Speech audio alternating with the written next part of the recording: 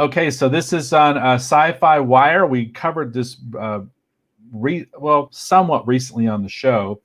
They just have a preview here actually for this Batman the Animated Series comic series that would have been talked about before. This is first look. Batman the Animated Series lives on in DC Comics' new Batman series.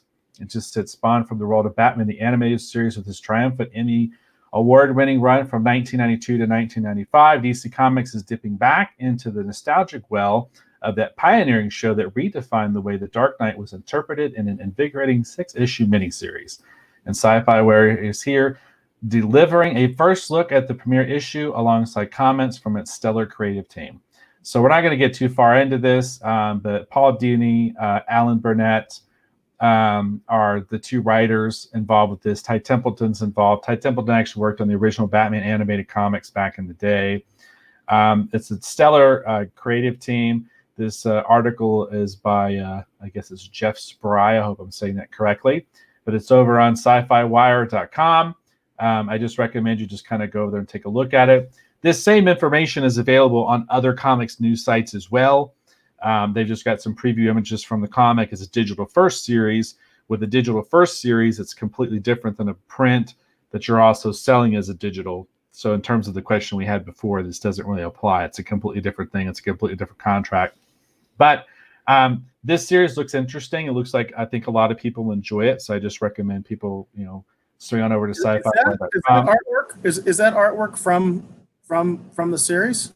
Yeah, that's actually the cover right here. Wow, I just have to say I don't like it. I mean, it doesn't look like the animated series to me.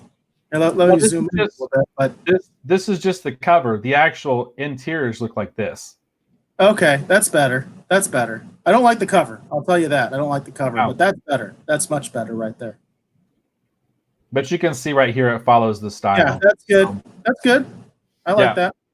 But I do not like that cover. That cover does not look like the animated series to me.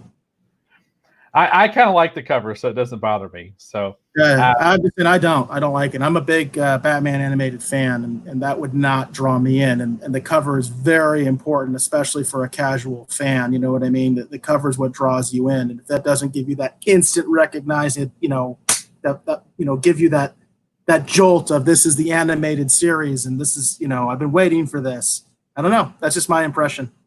Right. I haven't seen this before. I just saw it right now with you putting it out there. So right. Well, like I said, it's worth taking a look at if you're a fan of Batman the Animated Series. So, but I do like the interior artwork you're showing me. That does look like the animated series to me. That looks like it's very much that style. Yeah. So. And then it looks like James actually had a comment. He said, if you wouldn't mind putting it up, I think this is in relation to what we were talking about before with the previous pop culture news story. But he says, but just don't do art for fans who want to pay you with exposure. Oh, well, exposure is only good for two things: heat stroke, and was it hypothermia? And I forget. I used to have a joke for that, James. Now I was completely blanking on it. The end of the day is like you will die out in the cold of exposure.